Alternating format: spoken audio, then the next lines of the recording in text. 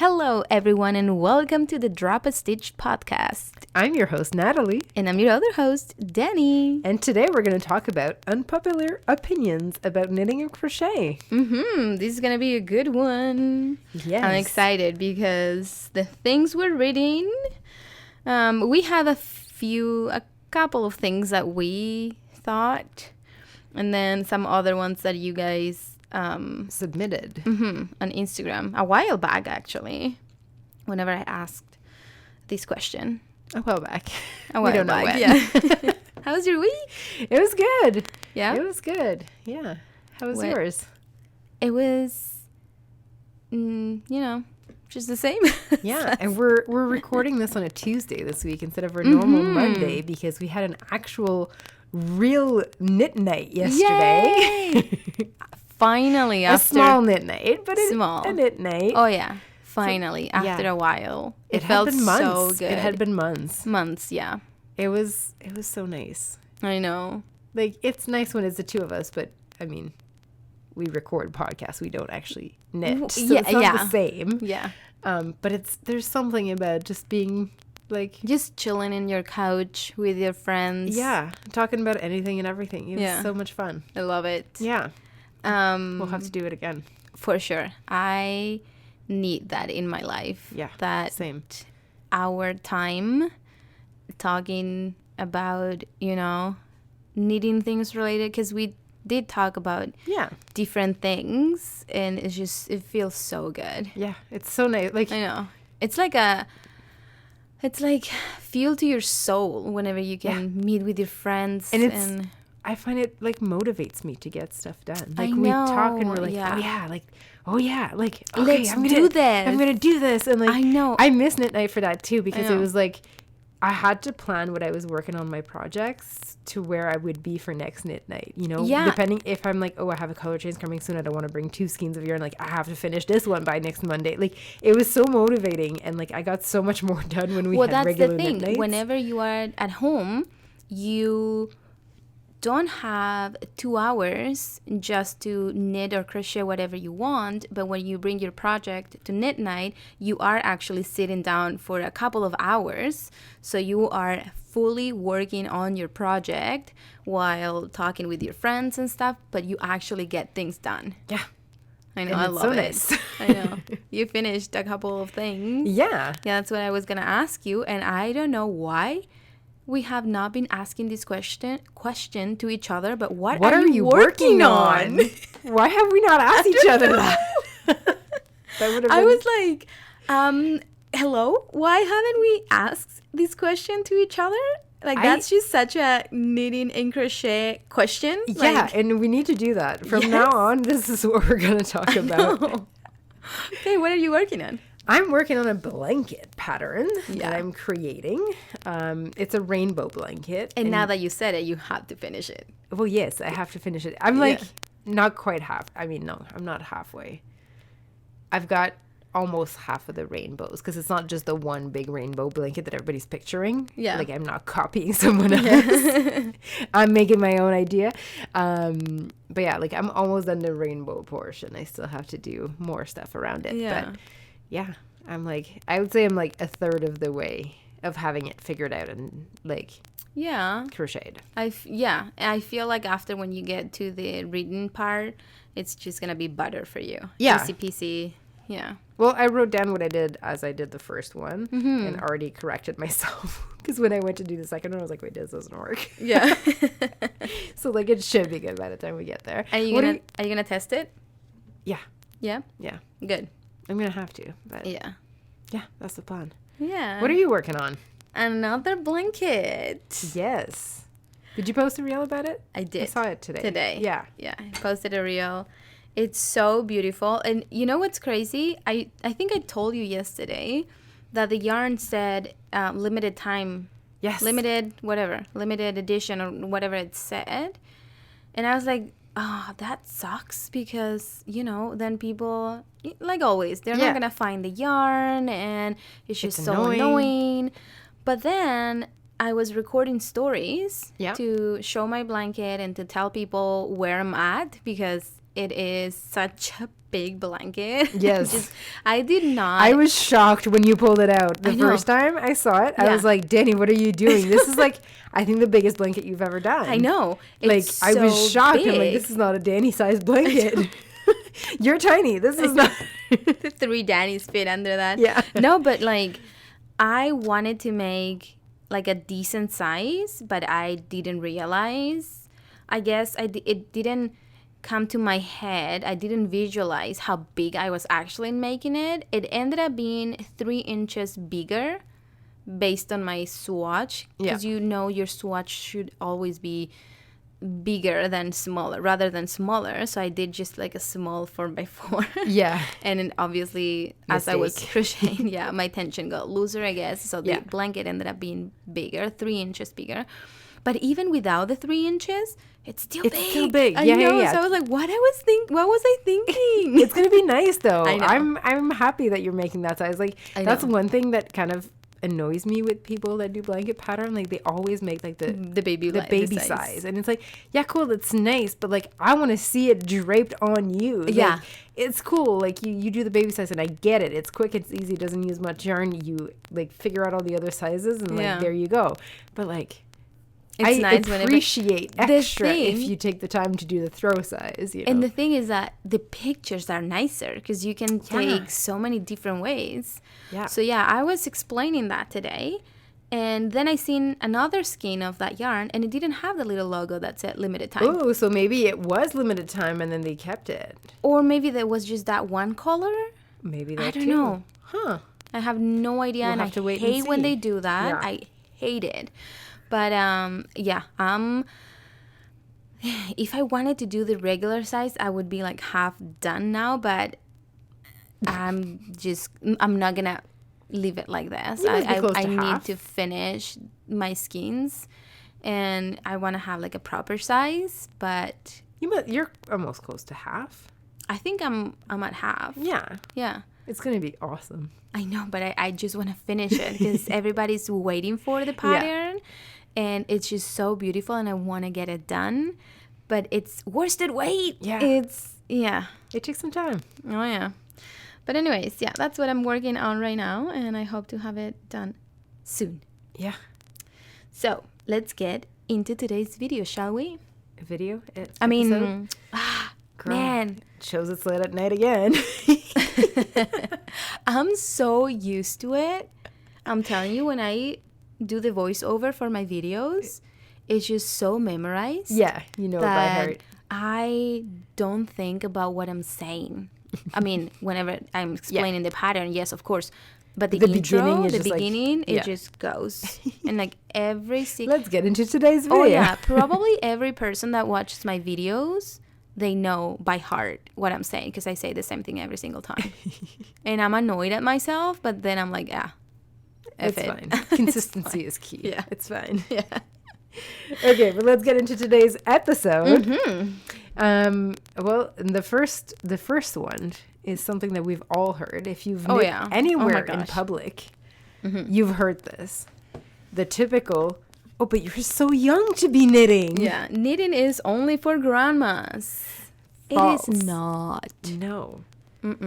Grandmas learned how to knit because they didn't have a choice. Yeah. We get the privilege of choosing to learn Yeah. how to knit and And doing it yes- for fun. And yes, of course, they have a different way of doing things, and you can probably tell what was knitted by a grandma and Well, what it depends on their not. style. There's some like pretty modern, cool, and hip grandmas out there. Yeah, but like your old granny, grandma, Yeah, yeah. 80, the 90 years typical old, typical. floral lace, Yeah. twirly thingies, and you're Yeah. like, you know, I know. like, oh, do you remember these? Oh, my grandpa had this at his house. My grandma, Yeah. I think, made them on top of the toilet paper rolls. So on top of the toilet, there's a toilet, like an extra toilet paper roll. With And there's a cover. naked Barbie that was like standing in the roll. And then my grandma crocheted a dress for the Barbie that would like fit its body and then cover over the toilet paper roll. So it looked like a big ball gown. Yeah. Oh, that's funny. Yeah, like the typical Yeah. I grandma-esque remember. knitting and crochet. I remember my grandma always knitting things, but then I don't know who it was. I think it was my friend, my, childhood friend's mom.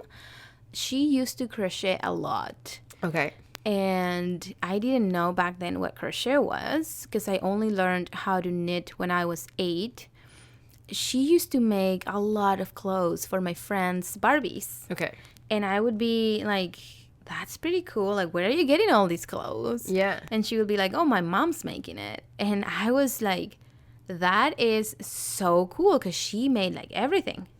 Dresses, scarves, and I feel like you I've name seen it. more of it recently too, randomly in my Instagram feed. Like there's people making like sweaters for their kids, like stuffies, yeah. and like I feel like it's kind of a trend right now. Like Yeah. I see that popping up everywhere. I think it's so adorable. And it's super cute. Yeah, but it is not for grandmas. No, not just for grandmas. Not just it can for be grandmas. for grandmas, Of course. but not just for grandmas. We can... Especially nowadays. I think it's been a few years since it became more popular. Yeah, it's like trendy to be knitting and crocheting. Yeah. Or at least we feel like it's trendy because we're in the community and it's normal to Yeah. But you still get like that comment. Like whenever I'm out in public or whenever I tell someone random that I meet and I tell them, oh yeah, like I knit and crochet, they're like, but you're so young. Like, that's still the typical reaction. And yeah, it's like, you're gonna laugh. And you're like, but no. Yeah. I've been knitting for a while, guys. The next one is dated. Yes, or kitsch looking. I mean, it kind of goes with the grandma style. Like, yeah. It depends who is making it. Yes, and what their style is. But I feel like, I mean, if you look at most of the Instagram community, I feel like there's still some stuff that I see go through that I'm like, no, that's not, that's kind of not my style. Yeah. But like, there's a lot of like modern, beautiful, trendy. Oh like, yeah, definitely. That like you would buy in a store tomorrow. And for sure. Like, and it's not just people making that. It's big retailers doing and making clothes that are knitting and crochet, like the granny squares now. They're everywhere, sweaters. Though that's kind of sad because we know that there's no crochet machine. There's no crochet machine out there. So 100% somebody is making it by hand and probably getting paid very nothing. Underpaid. Yeah. For something that we know it takes a lot of time. So yeah, if you are a knitter and probably you don't know this, don't buy crochet stuff from big retailers because there's no way they are selling it for $30 and having somebody handmade the item and paying them someone $20 very underpaid like, no. that is actually making that item. Yeah, so it's definitely it definitely depends who is making it, but nowadays I think it's more and more popular. Yeah, even the bucket hats. It's now. actually in style too. Yeah. Like a lot of like celebrities and like fashion shows include knit pieces, and like even like honestly like TV shows and movies. Like I'll be watching and I'll be like, ooh, that's knit. Ooh, like, you know. Even in the what are they called? I was watching the Netflix one, Love is Blind. Yeah. A couple of weeks ago, and you know they have these cubes or whatever, they go in and talk to the other person. The pods.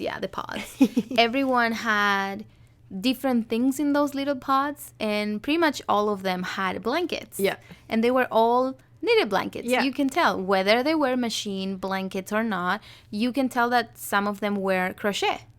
So yeah, it's just cool because now everyone it's including. Yeah, but it's making it be like part of, like, it's normal to have crochet knit items around. Yeah, and the bucket hats are super trendy now popular. Too. Yeah. And that brings us to our next point. Knitting machines. Are they handmade or not? Yes and no. Yes and no. Well, these would be an episode on its own for sure. We have so many things to say, but they're handmade, but they're not hand knit. And there's a Yes. difference, and you can't pretend one is the other and the other is the... Yeah. So to me, I have this thing stuck in my head that somebody said, and it totally makes sense. Is somebody saying, would you, if somebody's making you, a pair of pants, would you say they're handmade, they made it for you, or as sheets for your crib, whatever, but they used a sewing machine? Yeah. Would you say it's handmade? Yes, they did it. Yeah. They used a sewing machine. They didn't sew it by hand, but it's handmade. Yeah. So it kind of goes the same thing. Yes, you're not using knitting needles, you're using a machine, but you're doing it by yourself. And I've seen videos of these ladies. It's crazy how I follow one girl. She makes like insane things with that machine. Yeah. Things that I didn't even know was possible to make. It's still kind of a craft in the sense that you have to purchase the equipment, learn how to use it, test it out, figure it out, play with it, like different yarn weights and all that stuff. But I feel like if you tell your customers it's hand knit, Yeah, that's different. that's not right. Yeah. It's not hand knit. But you can say it is handmade.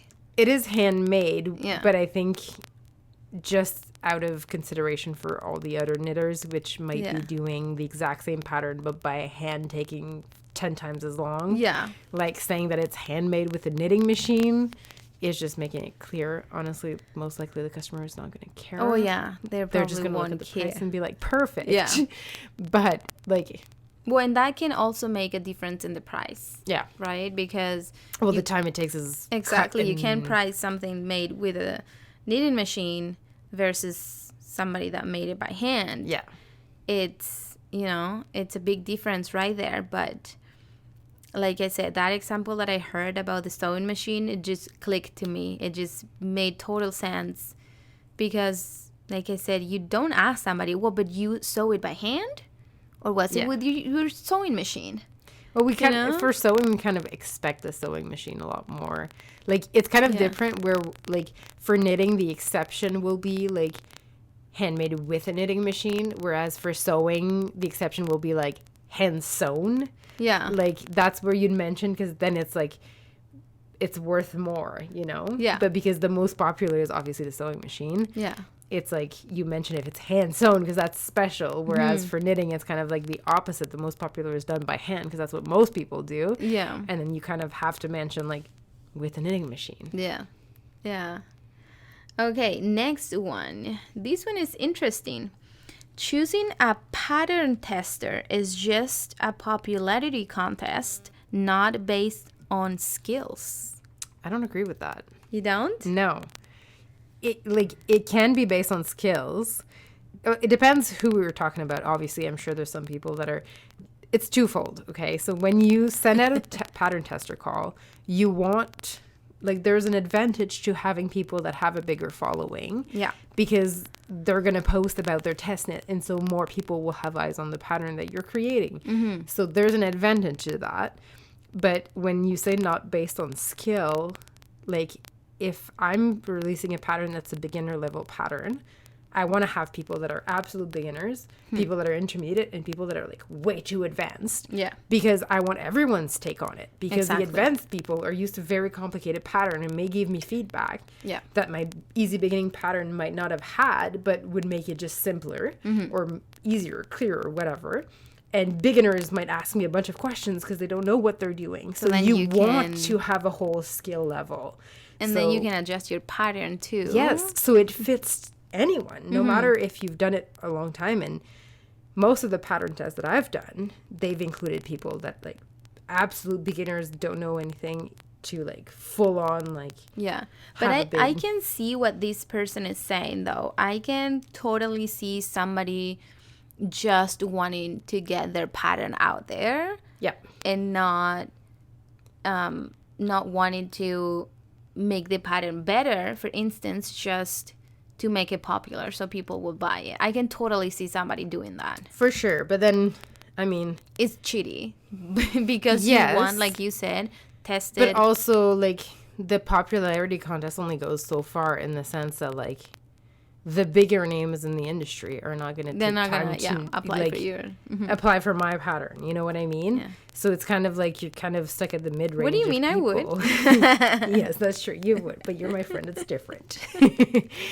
But so yes and no. I think it depends on who, obviously. But in my experience, at least, a lot of the pattern tests I've done have included a wide range of skill, and that's what you want. So it shouldn't be just based on skills. Like, if your pattern is for beginner, you shouldn't only get beginners to apply. That defeats the purpose. You want to have feedback from Everyone. all kinds of skill levels so that you can get the best pattern out there. Next one. The next one, I'm going to go with, it's very difficult to learn. Because that can be true, but that can also not be true. It kind of depends. It depends on your attention span. And Span. You spam. It's a spam. I think it mainly depends on how well you know yourself. Yeah. Because we all learn in different ways. Like, some people need to have someone beside them, teaching them, correcting them. Some people need to see it, so like to watch a video 10 times over. Some people need to read it out and like see pictures. Like, I think you have to understand how you learn best. And if you don't know, try multiple different ways. And also set yourself up for success. Like, and listen back to previous episodes we've done. We talk about what kind of yarn to use, what kind of needles or crochet hook to use, and what kind of project to start with. Like, if you're starting with the most complicated advanced pattern, it's going to be very difficult. Yeah. Start with an easy pattern, get the hang of it, get your tension like settled, and you'll be fine. It's really not that hard once you actually like learn in the proper way. And if knitting seems complicated, like for me, for instance, knitting seems super complicated. I couldn't understand it. Yeah. So I learned crochet instead. Yeah. And once I understood how to repattern and what gauge was and like everything else that came around it, I looked at knitting and I was like, okay, well, that's easy. Yeah. I just had to understand everything that came with it. So if like knitting isn't working out for you, try crochet. If crochet isn't working out for you, try knitting. Maybe one of the two will be easier for you. Yeah, and also make small goals. I always say this to everything, not just knitting and crochet related, but make small goals that you can actually achieve. Yes. Don't pretend to start knitting and crochet this week and next week you're gonna make a sweater. No, and practice. Exactly. So give start yourself time. Start with a blanket. Like, honestly, I know a scarf. I mean, okay, with small goals, yes, start with a scarf. Start with a blanket, he says. No. Scarf. But start with a scarf or a hat. You know, like a classic, a simple hat. A scarf, obviously, it's easier. Or even just washcloths. Yes. That's the easiest way. But if you want to have like a very repetitive pattern that you can practice a lot, then yes, go for an easy, quick blanket. Like my patterns, for example, that uses, super chunky yarn, big crochet hooks, and you can practice. Yeah. But yeah. Have small goals, she said, and then she says to make a blanket. Yeah, so I don't know. It can be difficult if you don't set yourself up for success. But if you actually want to learn it, I don't think it's really difficult to learn at all. In fact, I've taught multiple people since I've learned how, and I'm always amazed that like within an hour they understand and they pick it up and they're like, okay, and this is what I'm doing, and I'm like, my grandmother always say that, because she taught me how to knit and I learned like instantly. Yeah. It was not a one day, one afternoon kind of thing. It was instantly. Yeah. And she always says, I tried to teach your cousin and she could never. I tried to explain to her and nothing, and you picked it up in like 2 seconds. And I was like, well, that's just... But you probably learn best with someone teaching you. Your cousin may learn best, watching a video and seeing it done over and over again in slow motion. Or she never learned. Yeah. She never did. It goes down to the will, too. If you really want to do it, you will do it, Or was my grandma just pushing her? The next one we have, knit socks never fit right, and knit or crochet baby blankets are... Okay, that's 2 different ones. Okay. Yes. Let's do the knit socks never fit right. I mean, you have to learn enough to make them fit properly. Because Yeah. just like a sweater, it can fit so many different ways on you. You can have slouchy socks. You can have very tight fitted socks. You can have, and I mean, feet are finicky. They're not the same on everyone. The same as bodies are not. Yeah. So you have to adapt. If you're taking a standard pattern and you're just like, I'm going to make this, and you don't know what you're doing at the beginning, of course it's going to maybe not fit the best way. But if you know what your foot circumference is and you know the exact length of your foot, socks can actually fit really, really well and be super comfortable. And also always make sure you're using the same yarn and needle that the pattern's calling for. Yes. That's very, like the first thing to do, because if not, you will not get the same size. And this is crazy, because we were actually talking about socks yesterday with Amanda. She was making socks with this beautiful buttery soft yarn, and she was making it seem so freaking easy. I have never made socks, and it's something that I would love to do. I told you that I had to make a pair for last Christmas, which I did not do because I was so scared. Like, I make so many things that are way more difficult than socks, but it seems daunting some reason when I was like, don't know what you're doing. And when I first did socks, also, like, socks are the greatest pattern to bring on a trip somewhere. Yeah. It's so little. It takes so little room. It's perfect. Like, I made, like, my first pair of socks that I made was, like, fingering weight socks, and I brought them on a trip, and I was like, this is the greatest thing. It takes no time at all. And, like, I think every pair of socks I've made since, except for one, was always on a trip, because I was like, it's so little. Like, you can bring it to the beach. It's just, like, a tiny little clutch. It's, like, perfect.